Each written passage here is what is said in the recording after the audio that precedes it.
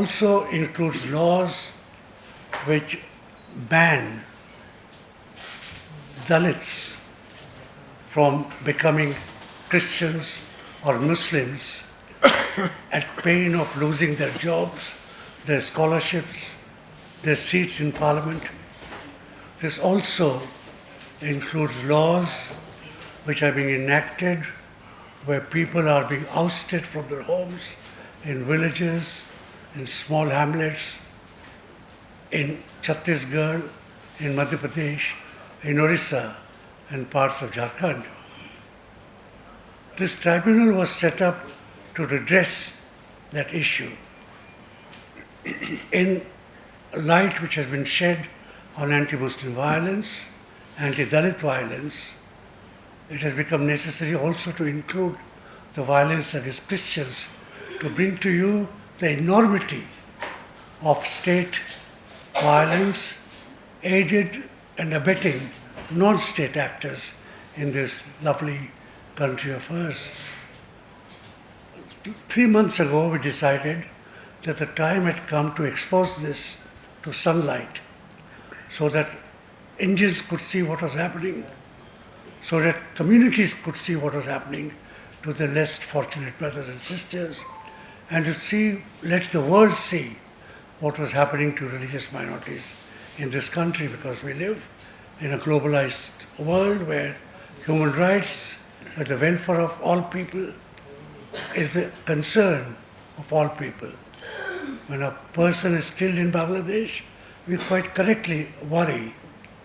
When a person is killed in Pakistan, we worry as we worry when a person is killed in New York or in Canada. It's in human nature to worry about when the brother or sister is killed, is butchered, is raped. It's human. 3 or 4 months ago, we decided to set up a national tribunal. Why do we call it a national tribunal? It is the government's job to set up tribunals, judicial tribunals, non-judicial tribunals. They seldom do it. People cry, people jostle, people stage riots at Jantar Mantar. Government of India does not set up tribunals on issues of Dalits, on issues of tribals, on issues of students, on issues of NEET.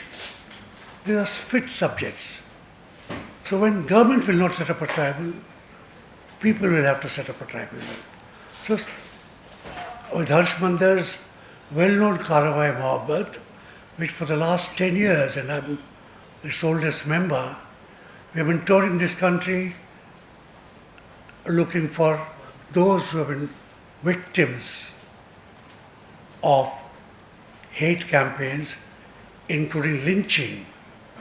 We have been looking for families of those who were lynched allegedly for carrying beef, or in the suspicion for carrying beef, or in the fear that they may carry beef. All sorts. We have looked into the eyes of those widows, of those mothers and those fathers.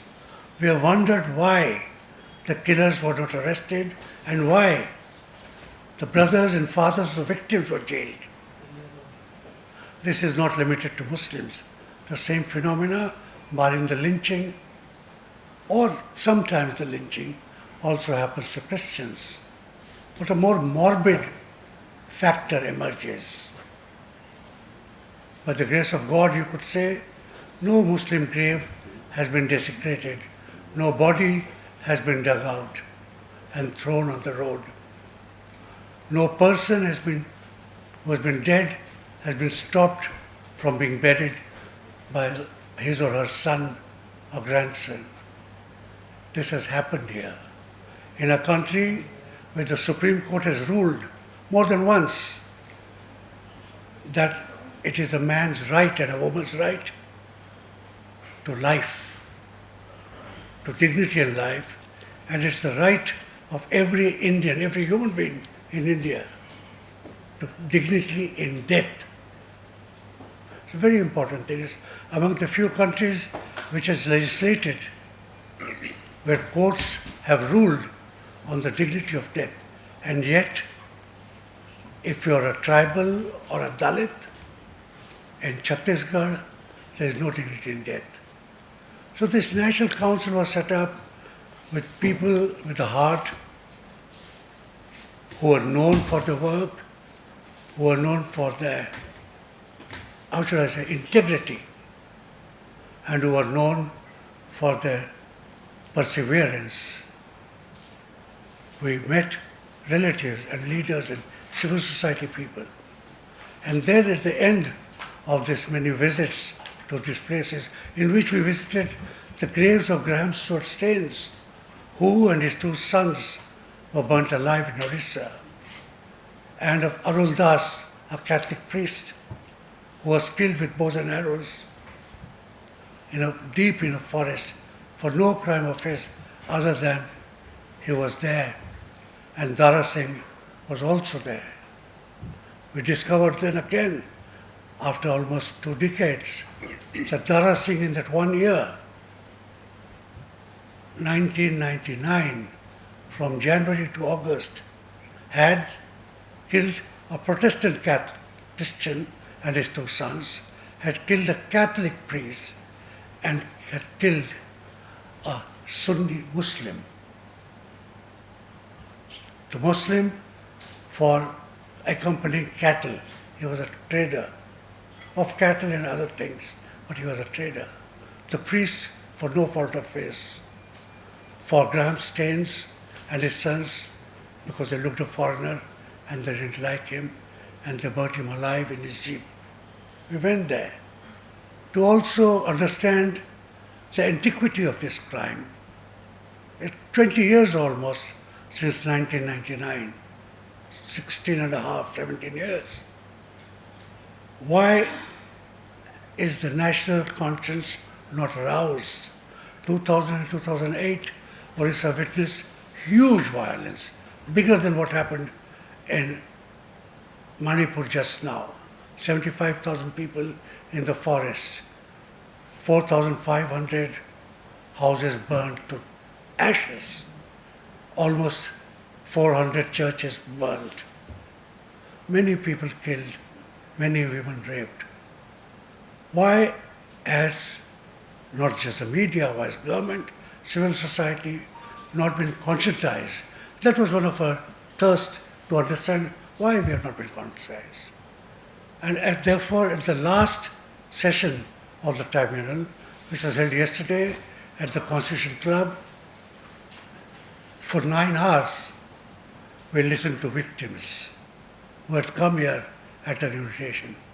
We listened to human rights activists, to lawyers, to civil society activists, and to political scientists who understand these things from a theoretical level, to explain why was the silence, why was the severity of the violence, of dead bodies being thrown about, of dead bodies so long ago that only bones were there, and those bones were dug up and thrown. It ended almost at 7:30 last night. We thought today we will meet the press to tell you what happened. The report will take a couple of months or maybe 6 weeks to be around, but preliminarily we have understood what is wrong. Why is the Constitution and the rule of law, which governs everybody, doesn't govern these killers or those who deny people the right to bury, the right to jobs, the right to food? So here we have members of the jury, not all of them, 4 of them. Vidya Dinkar is from Mangalore, an environmentalist, a human rights activist, and a great spokesperson for interests on which she takes up cudgels, now including communal violence. In the communal violence in Mangalore, she was almost a lonely voice in the beginning, talking about not only violence but also reconciliation. Irfan Engineer, his surname will tell you he's the son of the great engineer, a human rights activist from when I was young and he was young, who I have known all his life and after his death. He lives in Gujarat, runs the Center for Secularism CSSS, documents communal violence, comments on it, and is among the few people who documents it and analyzes it and releases regular reports. Hasmandar is in the gun sight of the government of India, which is an easy way to describe him. A IS officer, a collector in 4 districts of what are now Chhattisgarh, a commissioner in Bilaspur, head of an international organization in India, and now for many years running the Center for Equity Studies, running and studying inequality. He was a Supreme Court commissioner for hunger. He was the commissioner to find out what was happening in Assam when they were setting up concentration camps. He launched Karawai Mohabbat. I was his first shagird, and as I said, together, last 10 years, we've been traversing this country. These are the people in front of you. Missing are Tanika Sarkar, a professor at St. Stephen's and a long-time professor at JNU, who has studied these things as a theoretician. Missing today here with us is Pamela Philippos. The people's, what are they called, at the wire. She is the conscience of the wire. We are missing Saida Hamid, the former chairman of the National Women's Commission, twice for 10 years member of the Planning Commission, member of many other things, who I must say is a remarkable woman. She was a member of the commission that studied Manipur and went to Assam and was herself nearly lynched in Vallabhbhai Patel House. Missing also is Akar Patel, a columnist, the India head of Amnesty International, and a member of the Editors Guild of India, of which I too am a former treasurer. So it was a commission, it was a tribunal whose members have a certain gravity, a certain gravamen, and certainly a huge credibility in this country where civil society itself is a torment. So with those words, I invite you with us on this journey to understand this underground violence against Christians in India and why it is time to bring it to the light of the sun. I thank you very much.